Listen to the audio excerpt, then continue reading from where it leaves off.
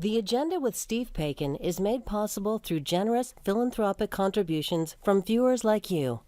Thank you for supporting TVO's journalism.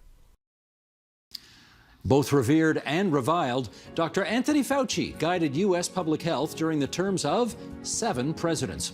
Tonight, he'll talk to us about COVID-19, advising the occupants of the Oval Office, and, as President Biden declared recently, the end of the pandemic.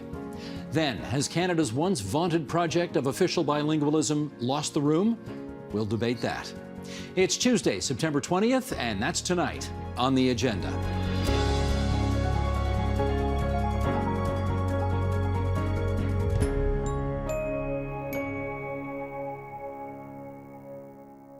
Even beyond the borders of his own country, Dr. Anthony Fauci became a global figure in the fight against the COVID-19 pandemic. More than 3 decades earlier, he was also a leading public health official during the AIDS epidemic. But after a career that spans 50 years and includes advising 7 U.S. presidents, he is set to retire from public service. Dr. Fauci is director of the National Institute of Allergy and Infectious Diseases at the U.S. National Institutes of Health and chief medical advisor to the current occupant of the White House, Joe Biden. And he joins us now from Bethesda, Maryland. Dr. Fauci, glad you could make some time for us. How are you doing? I'm doing very well, Steve. Thank you for having me. Pleasure to be with you. Glad to hear it. I don't know what things are like where you are, but let me just set up this first question by saying that oftentimes here, I get the feeling most people think COVID is over. I see very few people wearing masks at sporting events or on the subway or on a streetcar. The very strong sense and desire seems to be we want things to go back to normal, and yet 1 million Americans have died of this thing, and it's not over. And I wonder if I could just start by asking you, when you hear that number, 1 million dead Americans, what goes through your head? Well, a lot of things go through my head, Steve. One is the awful tragedy of this fact that we have lost over 1 million people in this country. Some of those deaths were unavoidable, particularly at the time when we did not have any really meaningful countermeasures except pure, typical public health measures of masking and avoiding congregate settings. The thing that's very painful about it now in the current context is that we have highly effective vaccines, fortunately for us, particularly vaccines together with booster shots, because this particular virus is unlike any virus that we've had to encounter because of the fact that variants continue to pop up and elude the immune protection. But one of the real tragic situations in my own country is that only 67% of the population is vaccinated, and of those, only 1/2 have received a single boost when we should be having everybody getting 2 boosts. So we can do much better, and unfortunately, we're not making full use of the countermeasures that we have. So in and of itself, this virus and this pandemic has been very tragic for the entire world, including the United States. But added to the tragedy is the fact that we have not utilized the countermeasures. But with regard to your question, Steve, you're correct. People really want to put this behind us. It has been a terrible ordeal for now almost 3 years. We are well into the 3rd year, where it started in January of 2020 as we approach the turn of the year now. However, there is a difference. We are different now than what it was in the late winter, spring of 2020 when we had no countermeasures. I mean, there was a period of time here in the United States when we were having 800, 900,000 infections a day and over 3,000 deaths. It has gone dramatically down to now 300 to 400 deaths, but by no means think that is an acceptable number of deaths per day. So even though it isn't as fulminant as it was, it still is a problem that we need to address. We can't deny that this is still a significant problem. Let me follow up with a bit of a comparison between our two countries here, because I note that if you look at deaths per capita, the American death rate from COVID is 2.7 times higher than it is in Canada. And I wonder what you think accounts for this rather massive gap. I think it's probably something, Steve, that's multifaceted. It has to do with the disparity of health care accessibility in this country. We have populations in this country, I believe, are demographically a bit different than those in Canada. We also have a situation where we don't have a uniformity of response. You know, our country geographically, from the standpoint, is very large, similar to Canada, but we have such discrepancies and differences in different regions of the country in the ability to accept the importance of vaccines. And in fact, in some regions of the country, we even have active pushback about countermeasures of masking and avoiding congregate settings and getting vaccinated. That has led to a number of avoidable and unnecessary deaths that I think are disproportionately higher in the United States than it is in Canada. And that's really unfortunate. We have a great deal of disparity. What people do in the northeast of our country is much different than in the southern states. And if you look at it based on the differences in ideology, which never should be the case, you should never have differences in the acceptance of fundamental, immutable public health principles purely based on the ideology of a particular region of the country. And we see that red states, which are predominantly Republican, have much less of a vaccination rate than blue states that are fundamentally Democratic. That should not be when you're dealing with public health issues. Well, let me put this suggestion to you, and you tell me what you think about it, and it is on the issue of vaccinations. It turns out, I'm one of them, I know you're one of them, a lot of people who got vaccinated got COVID anyway. And a lot of people who got vaccinated transmitted the disease to other people as well. And I'm wondering if, as you look back at it, and admittedly, hindsight's 2020, do you have any regrets about the salesmanship used to convince people to get vaccinated? In other words, did you oversell them? Did you give people the sense that if they get vaccinated, they're sort of in the clear, when in fact, quite clearly, that has not been the case? Well, as you say, retrospectively, Steve, certainly, if you look back now, there has been understandably a misunderstanding about what a vaccine can do. The one thing that has been crystal clear, that the differences in severity of disease and death and hospitalization between vaccinated and unvaccinated people is profound.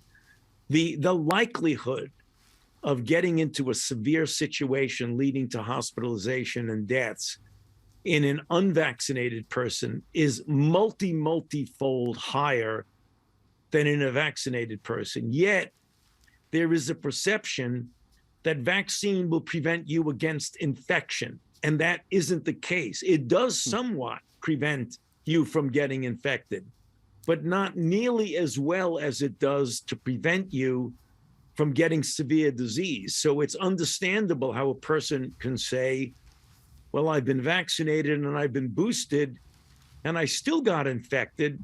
So what you were telling me wasn't particularly true. I thought I was going to get protected against infection. When the real issue is that if you didn't get boosted, the likelihood that your infection, which likely was mild to moderate, might have put you in the hospital and might have killed you. That message in the beginning was not as clearly articulated as it likely should have been. Now we know, and we say that all the time, you get vaccinated and boosted to protect you against severe disease. But it is understandable how early on, when the vaccines first came out, that people had the understandable perception that it was going to protect them against getting infected. The other thing that we didn't fully appreciate early on is how elusive this virus is. This is completely unprecedented, Steve, that a virus would have these number of variants literally within a single year. I mean, I was just on a conversation with some very, very well-established evolutionary virologists who say that every several years, influenza evolves into a new variant every few years. Whereas with COVID, literally every few months, you get a new variant. That is unprecedented with any virus that we have ever experienced. I do want to ask you about some of the more bizarre elements related to all of this, and we've seen it in our country as well, where Theresa Tam, who essentially has your job in Canada, has been accused of all sorts of wild things. I won't go into chapter and verse of it here, but you've faced not only considerable admiration from people who appreciate your public service, but also, I think it's fair to say, unprecedented hate in your life as well. I mean, people have tried to kill you. The governor of Florida said you were some little elf who need to be chucked across the Potomac River. Why do you think there's I mean, it's fun. Some of the stuff is laughable, I agree. Why do you think such a sizable chunk of the American population not only distrusts you, but has actually come to despise you? Yeah, what I think it really is, Steve, is a reflection of the profound divisiveness that we are experiencing in this country, the likes of which I have never seen. I'm an elderly person. I'm 81 years old. I've been involved here at the NIH for almost 60 years. I've been the director of the National Institute of Allergy and Infectious Diseases for 38 years. And I've been involved with multiple outbreaks leading from HIV/AIDS through Ebola and Zika and pandemic flu and the anthrax attacks, and now COVID. I've never seen a public health issue get entangled in political divisiveness, the depth of which we see in this country. It really is striking, and it should never spill over into the field of public health. But COVID has become, instead of the country recognizing that we have a common enemy, the virus, and we need to pull together against the virus, it has become a part of the divisiveness in the country.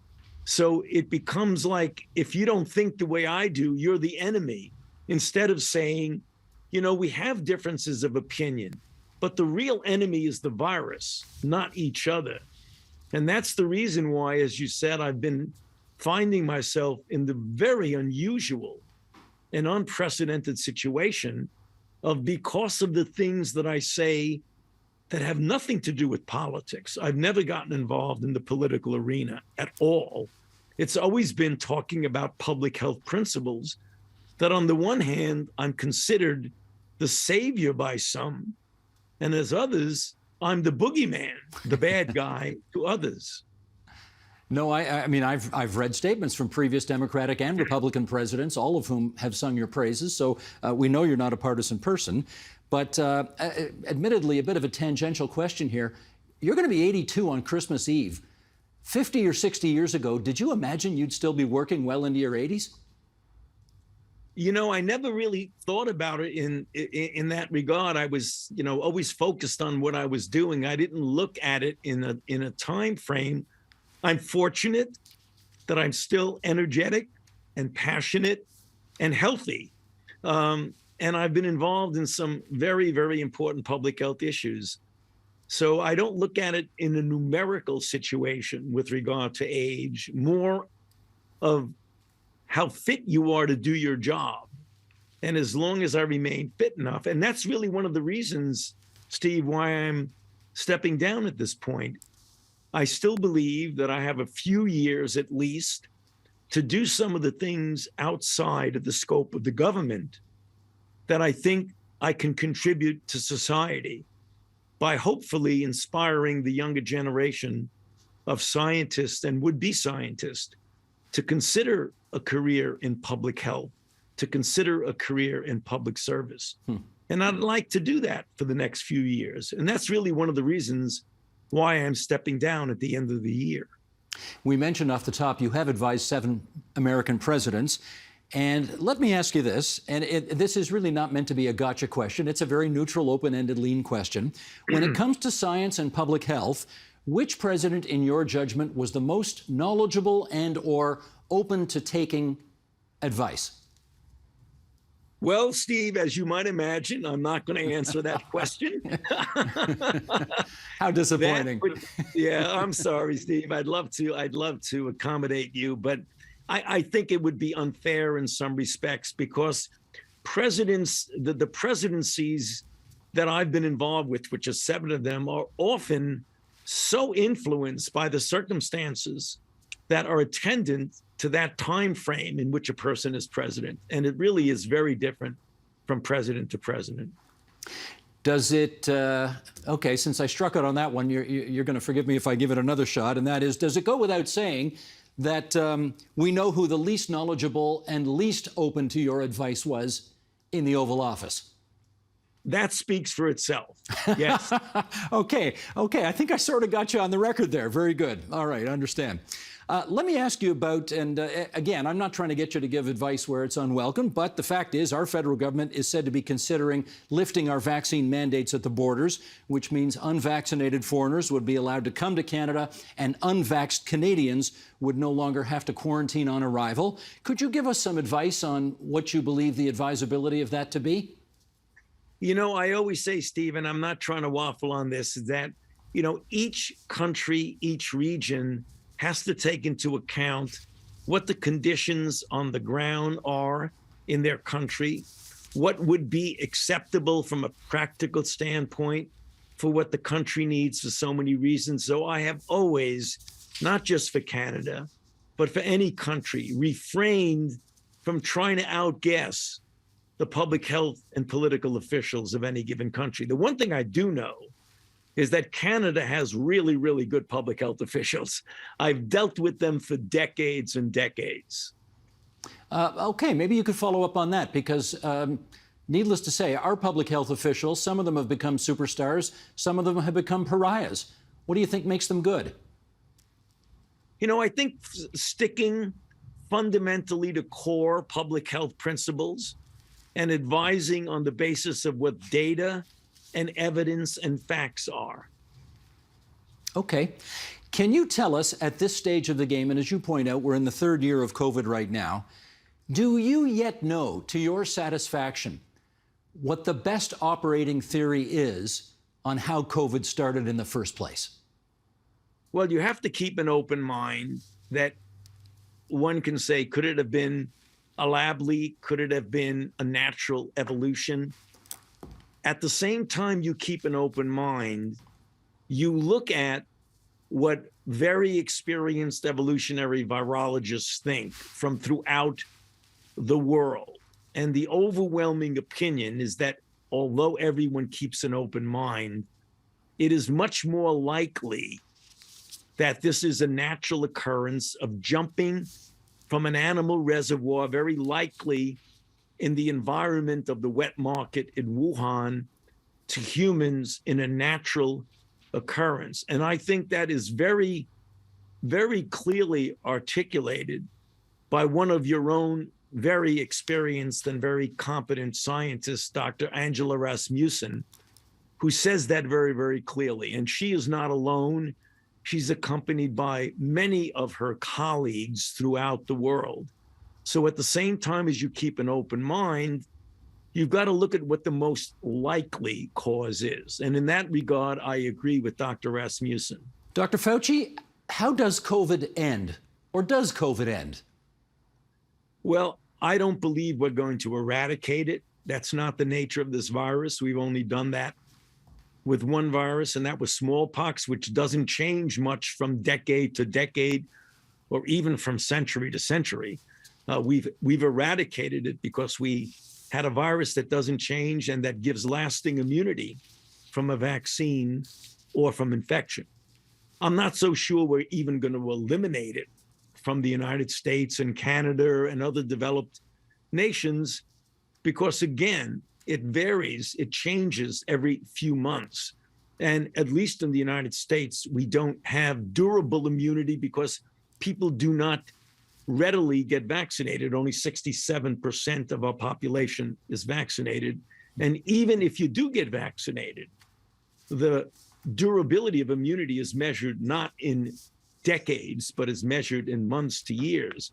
But I do think that we all can get it under a better control so that it is at such a low level that it doesn't disrupt society.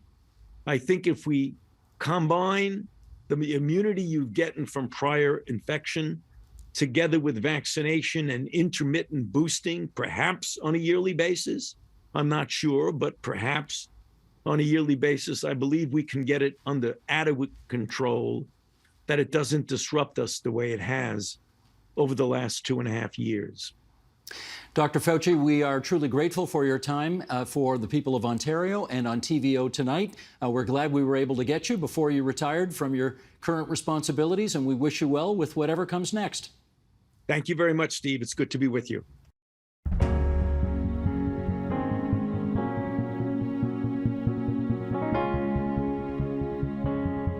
Canada is an officially bilingual country. It says so right in the Official Languages Act, passed more than 50 years ago. Why then do new census data paint a picture of a very multilingual country that seems to be speaking less French every year? With us to explore that, we welcome in Montreal, Quebec, Conrad Yakubuski, columnist at the Globe and Mail, who has been reporting on Quebec for many years. In the nation's capital, Louisa Veronis, Associate Professor in Social Geography and Research Chair in Francophone Immigration at the University of Ottawa. And here in our studio, Normand Labrie, Professor and Interim Dean at the U of T's OISE, the Ontario Institute for Studies in Education, and J.J. McCullough, columnist at the Washington Post and a Canadian YouTuber, and we are delighted to have all four of you on our program tonight.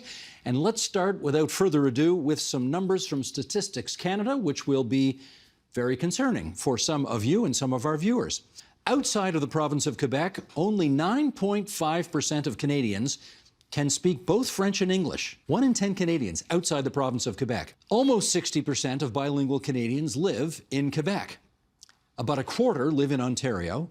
And as you go further out west, the numbers really drop. 5% in BC, 4% in New Brunswick. That's out east, obviously. 3.9% in Alberta, 4.8% in other provinces and territories. Now, how is French faring across the country? Let's look at that. From the years 2016 to 2021, the proportion of Canadians speaking French at home dropped in every part of Canada except Yukon. It's now south of 20%. The number of Canadians living outside Quebec whose first official language is French declined to 3.3%. A quarter of Canadians now speak a mother tongue other than English or French, and the most widely spoken were Mandarin and Punjabi. Languages such as Italian, Polish, and Greek, they are all on the decline. Okay, let's get into this. Louisa, going to come to you first. Former Prime Minister Pierre Trudeau, the current Prime Minister's dad, once said, all Canadians should capitalize on the advantages of living in a country which has learned to speak in two great world languages, making full use of the skills and energy of all its citizens. So tell us, why is striving for a bilingual country, in your judgment, essential for Canada? For many reasons, obviously, but to start, it's part of the foundation of what Canada is today, and it has shaped a unique identity and culture. And many Canadians in other polls have shown that being bilingual, speaking French and English, is fundamental. But above all, I would really encourage people to consider becoming bilingual in French and English, primarily because of our context, because it opens a worldview that is different. Learning a language is more than just being able to speak in a foreign language. It's accessing a culture, a different point of view, a different understanding of the world. And by having this knowledge, it opens up opportunities, better understanding, respect, and tolerance. And Canadians are known for these things specifically, and so we're richer as individuals for learning and speaking more than one language. All right, let me follow up with Conrad on that. I think it's fair to say the current Prime Minister's father did have a dream once upon a time of a country where millions of people could speak both official languages and communicate basically in both official languages. Not perfectly, but basically. Is that dream, in your judgment, essentially dead? Well, for someone of my generation, obviously, I'm the first generation to have grown up under official bilingualism. So for someone of my generation, when Quebec politics, for instance, was at the core of a lot of what happened in this country, the dream is dead. I mean, I write a column for the Globe and Mail, and because I'm based in Quebec, I write a lot on Quebec politics, and I just notice over the years how there's so much less interest in the rest of the country for Quebec politics, and there's so much less investment on the part of Canadians outside Quebec in trying to bridge the cultural divides in the country. And that's largely a function of how much Canada has evolved since the Official Language Act was passed. There are more people who speak Mandarin and Punjabi outside Quebec in large parts, or certainly in most parts of the country, than speak French. And so and partly it's a function of the fact that there's just not enough qualified teachers outside of Quebec to actually teach Quebec French to English Canadians. So it's a complicated story, but yeah, I do think the dream is dead. Was the dream, JJ, in your opinion, a fool's errand to begin with? I think it was. I think it was always based on a fundamental misunderstanding of what this country was. You know, I think when you had leaders like Pierre-Elliott Trudeau, these were people that were very much products of Quebec political culture that very much sort of conceptualized the existence of Canada as like a marriage between Quebec and Ontario. And that was like the fundamental reality of this country. And thus a policy like bilingualism made a kind of sense if you conceptualize the country that way, as kind of a marriage, you know, the two founding nations, a very Eastern Canadian sort of centric conception of what this country is. You know, I'm from Western Canada, I'm from Vancouver. So we have a very different understanding of the history of this country, which is that, yeah, perhaps that's how the country started, Ontario and Quebec, and then, you know, New Brunswick and Nova Scotia. But then, you know, the entire western half of this continent was, you know, annexed and colonized and was settled by waves of people from Eastern Europe, from other parts of Europe, speaking all sorts of different languages, and then, you know, people coming from Asia and from Africa and elsewhere, and creating, you know, what I think even by the late 1960s, early 1970s, was already a very diverse, multicultural country, in which the idea that this was fundamentally a bilingual, bicultural country was just a dated and incorrect assumption. And I think what we've seen over the last 50 years is a failed social experiment based on false assumptions, trying to turn this country into something that it wasn't even at the time that the Official Languages Act was introduced. A failed social experiment. Well, let's come back to that legislation, which was the Official Languages Act. We think about it in terms of bilingualism, but if you read the legislation, it allows for Canadians to remain monolingual. It's the public service from the federal government that will be offered in the language of the citizen that requests the services. So it's not a legislation to make every Canadian bilingual. The dream is at another level, I would say. It has been a vision that of the politicians of that time. But do you still ascribe to that dream? Do you still aspire to that dream? Well, it is partly achieved and mostly where the highest concentrations of bilinguals are in Quebec, in particularly Montreal, among all the Francophone minorities outside of Quebec. That's where the level of bilingualism is the strongest. Then you see, if you look at immersion, which is very popular across the country, the objective, I think, for students to go through immersion is not necessarily to become like fully fluent in the language, but they have a dream. They want to better understand the country. They want to be able to interact, to communicate, and they may want to play a role at the national level later on in their life. I think they're pursuing a dream, and we have evidence to immersion of it's so popular that many Canadians, millions of Canadians have been pursuing that. Are buying dream. Into it. Louisa, the statistics, then we have to look at those, like the number of people who speak French at home increases. It's the proportion that decreases because there is population growth through immigration. Yes, so, among other groups. Yeah. Louisa, to what extent do you think Francophones who live outside of the province of Quebec, to what extent do you think they currently feel under threat Some of them, I think, with the recent census data, feel definitely under threat. And I really want to underline what my colleague, Monsieur Labrie, just said about the actual numbers have been growing, even though the statistics, the percentages go a different trend. And depending on the regions and the locations, so geography does play a role, both in the degree of bilingualism, the possibility to live in one or both languages, and the feeling of threat. So currently, with the numbers and some of the recent policies, Francophone minorities feel under threat. Even within Quebec, being in Quebec City, in Montreal, or in Gatineau is very different. In Gatineau, there is definitely more of a feeling of a threat because of the presence at the interprovincial border with Ontario of English being there and potentially invading, and the tensions, the cultural politics that were mentioned. Then minorities farther away, outside of Quebec, the level of minoritization, like the degree of minority, increases.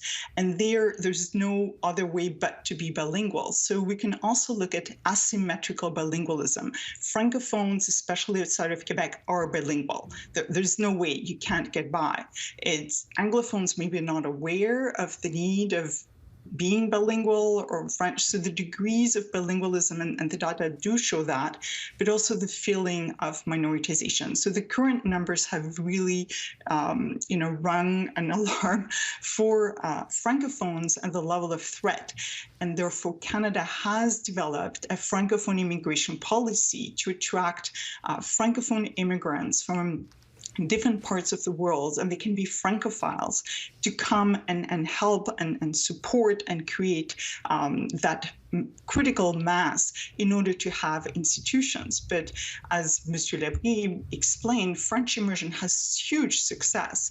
So even though the dream in reality the numbers may not show, but the dream is there, and Canadians and immigrants in particular are embracing it. A lot of newcomers put the kids in French immersion, and Francophone immigrants in a minority context come with the reality that, in fact, French is not spoken everywhere as they thought, but rather that they have to learn English. So this asymmetrical bilingualism, if you're Francophone, you have to be bilingual. There is no choice there. And this is another important incentive in recognizing the importance of bilingualism, to have opportunities, at least to communicate, even in basic terms. Let me get JJ to follow up on that if I can. And that is, I take your point that if you're from Western Canada, your vision or understanding of the uses of French and English might be different than if you grow up, very close to the Quebec-Ontario border. But do you feel some sympathy for Francophones living outside Quebec who are feeling under threat right now in the way that Louisa just explained? The implication is that there is some sort of hierarchies of people in Canada, and that the French Canadians are somehow the first within the multicultural fabric of the country. And I just think that that is an argument that is not persuasive to a lot of people in Western Canada. And frankly, I even think a lot of people here, in Ontario, say, a very multicultural, diverse place. If you're speaking Chinese, you have to struggle. If you're speaking Punjab, you have to struggle. You have to sort of assimilate. You have to learn to speak English to communicate. But it's not a matter of sort of like the English being a kind of like elite class that is imposing a sort of like ethnic hegemony on you. You speak the English language because it is the most useful language of communication. And everywhere else, all other immigrants, all other linguistic minorities kind of have to make peace with that reality in order to function in modern Canada. Well, accept that. Yes, they're a linguistic minority, but they're also one of the founding peoples of the country. But what does that mean? What does that, they're not the founding people of British Columbia, right? They're not the founding people of Ontario. That's, again, this is a very dated, very Eastern Canadian conception of what Canada is. There's no mention of two founding people in the Constitution of Canada, right? There's linguistic rights that are granted, in my view, somewhat arbitrarily because, Pierre Elliott Trudeau sort of enshrined his idea of what this country is in defiance of a growing part of the country that, frankly, I think he didn't understand and didn't care much about. And when I hear some of these conversations, when we hear the reinforcing of this hierarchy that the French are the first among, equals in the diverse multicultural nature of Canada, I just think that rubs a lot of people the wrong way. Why French? Why not Chinese? Why not Italian? Why not German?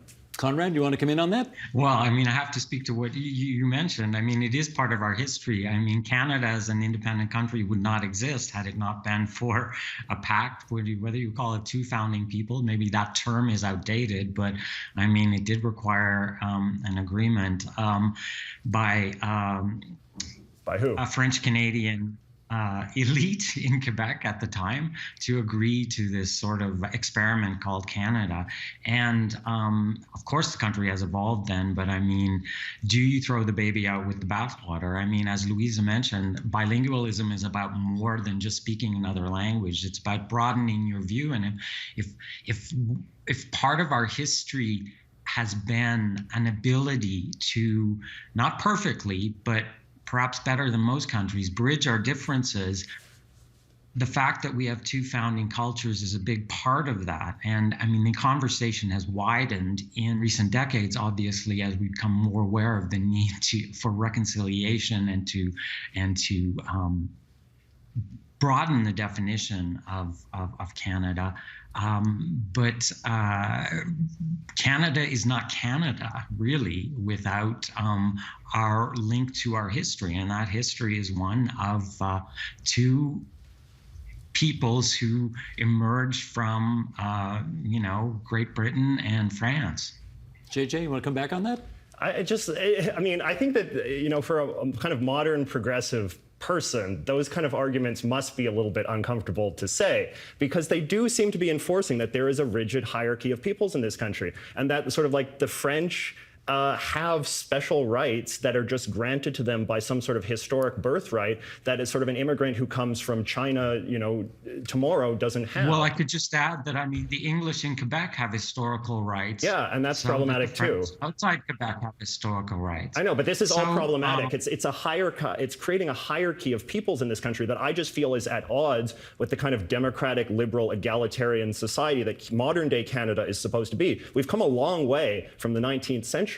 And I think it strikes a lot of sort of younger people, a lot of new Canadians, as just odd that we devote so much time and energy to continuing to try to enforce a vision of Canada that is so dated in its conception and so anti-democratic in its conception. The idea of creating a hierarchy of people, and as you yourself have conceded, right? Now we're sort of talking about the Indigenous people more, and we're trying to like sort of awkwardly slot them into like, where do they fit into this official hierarchy? Do they outrank the French, or are they below the French? And you know very well that these sorts of things become huge political contentious issues in modern day Quebec politics, which I'm sure we'll get to. Okay, let me get Normand in here, because I mean, this is a view that has been around for a very long time. Pierre Trudeau used to have to deal with this view of the country as well. Do you take offense at it?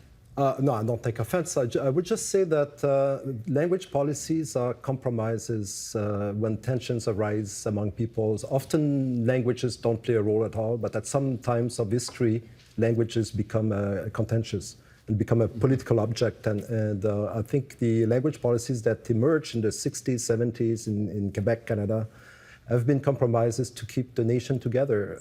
And without those, it's not so much, I would say, to establish hierarchies, but in order to bring people together to accept to live together and build a common country. Do you understand, though, why somebody from British Columbia would have very little interest in this particular conversation? I guess that would be another conversation, more at a more like a political level of does British Columbia want to be Canadian or not?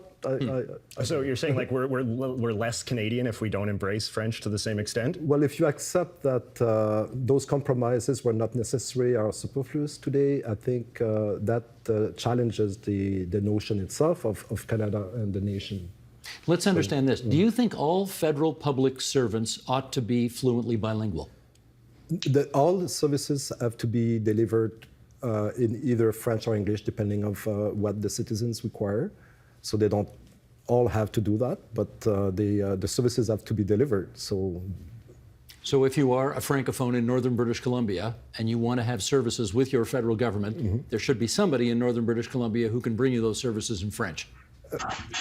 Maybe it's not like before the pandemic, I would have said partly yes, like because you would have walked to the office and you would have wanted to meet with somebody. I think now with the new technologies, the way automatic translation functions, we get automatic translation on Google or any other system. I think it's much more easier. So I think services have to be delivered in French or English if you request the services in English. But I think it's less, maybe less important to be in northern British Columbia and have access to a certain service. Well, let me ask the British Columbian. Do you think federal public servants ought to be able to provide services to both French and English people in the language of their choosing, regardless of where they live in the country? No, I don't think that's a practical goal at all. Because, and again, this is again reinforcing the idea that there's a hierarchy of people, right? Like a Chinese guy can't walk into northern British Columbia and expect, if he's speaking Mandarin, to have service. Chinese right? are not one of the founding peoples back involved in the original compromise of 1867, et cetera, et cetera. But this isn't even I don't even think that's even accurate understanding of what 1867 was about. Like if you look at what, John A. Macdonald and the Fathers of Confederation were, hammering out in Charlottetown, they weren't spending a lot of time talking about language policy in northern British Columbia, right? This is sort of like a retcon that we've sort of retroactively decided the founding of Canada was about language policy. It was not. It was, they viewed it in very ethnic and racialized kind of terms. It's like the two people have to have an equal say in the governance of the country in ways that are dated and even slightly offensive. But again, I'm saying that the way that language has evolved is that English is now recognized as kind of the broad language of global communication. It is the most practical language for people of diverse backgrounds to speak to each other for maximum communication. And I think, most immigrants who come to this country understand that. Again, they don't feel that by learning English, they're opting into some sort of English Anglo hegemony, right? They're understanding that this is just practical. If I want to speak in a country where there's Punjabi speakers and Chinese speakers and Italian speakers and German speakers, we need some sort of common language to communicate, and English seems like the most practical one. Having French sort of in this equation, in that context, it's completely defies sort of utilitarian logic. It is only justifiable in this kind of sentimental, historical, backwards-looking conception of what Canada is supposed to be. Nat got a laugh from Yakubuski out of town. I heard that. Okay, let's put some stats on the record here, if we can. Sheldon, we are on page 4 in the middle, please. Bilingualism inside Quebec. These numbers from 2016 to 2021. Bilingualism in Quebec increased 2%. 2%. To 46.4%. For the first time in Canadian history, the number of Quebecers whose first official language is English topped 1 million, or 13% of the population. Nearly 3/4 of Quebecers now list French as their mother tongue. That sounds like a lot, but it's a 2.3% decrease. Okay, Conrad, you're there. Quebecers are heading to the polls next month. You're in the middle of a provincial election campaign right now. Are these kinds of numbers influencing the campaign that is unfolding in Quebec these days? Well, language is top of mind. It's always top of mind in Quebec, and immigration is top of mind in Quebec. I think the numbers that are probably the most determining, or the most that move political debate in Quebec, is the fact that the symbolic threshold of 80% francophone has been breached. I mean, it was breached a couple of censuses ago, but as it continues to decline, the number of people who speak French, or the proportion of people who speak French, declines below 80%. But the real kicker is the island of Montreal, where it's below 50% now, the number of people who speak primarily French at home. And those are the two numbers that drive political debate the most, and that is what determines. And because the Montreal region is home to 70% of new immigrants to Quebec, it's the ground zero for the debate. And so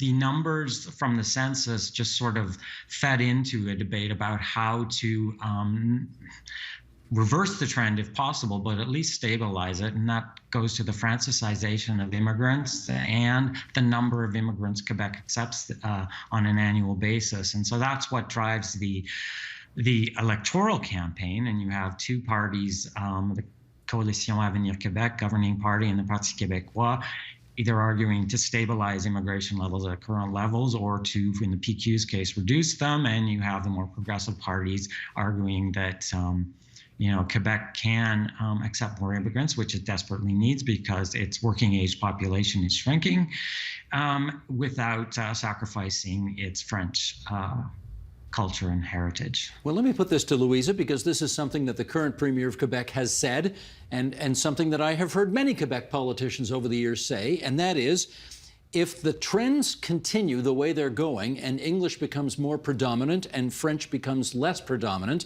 Quebec will become Louisiana. That's what they say. Basically a sort of a quaint place where you can maybe read a menu in French, but frankly, it's not the language of everyday Quebec anymore. That's the fear. Is that a rational fear in your view?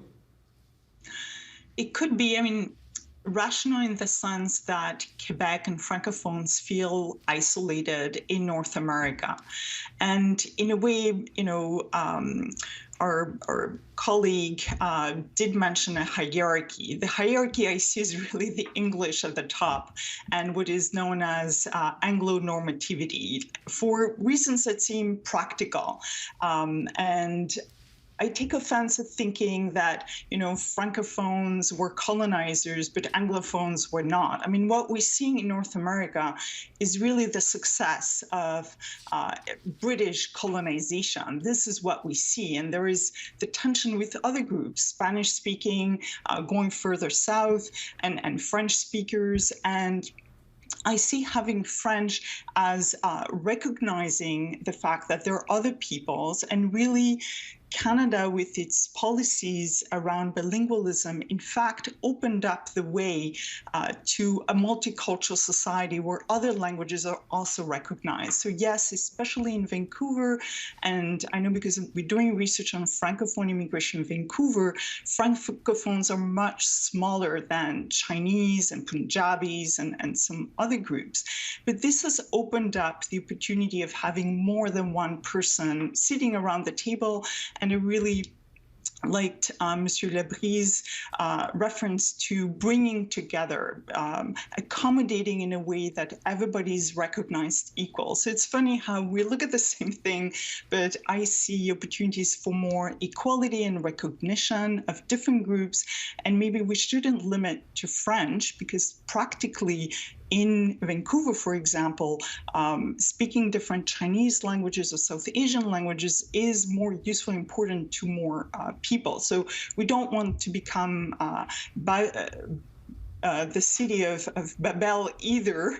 Nevertheless, these openings. So yes, I do understand the fear in Quebec, and there is perception from some immigrants that the imposition, not being able to choose whether they can send their children to school in French or English, is a difficult decision, but many do embrace it. And in fact, Montreal is becoming a lot more multicultural and multilingual, and we're seeing a world of multilingualism and plurilingualism where a lot of people speak multiple languages. So speaking French and English really is an advantage in a globalized world, because there are many parts of the world where English is actually not spoken.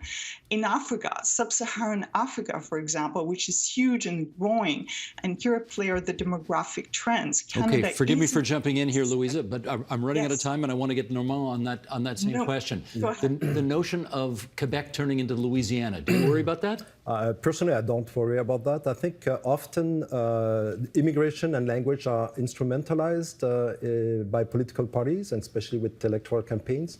But in fact, if you look at Quebec, like there is a need of a workforce, which is like Mr. Conrad just mentioned. That they need immigration to be able to fill the vacant jobs.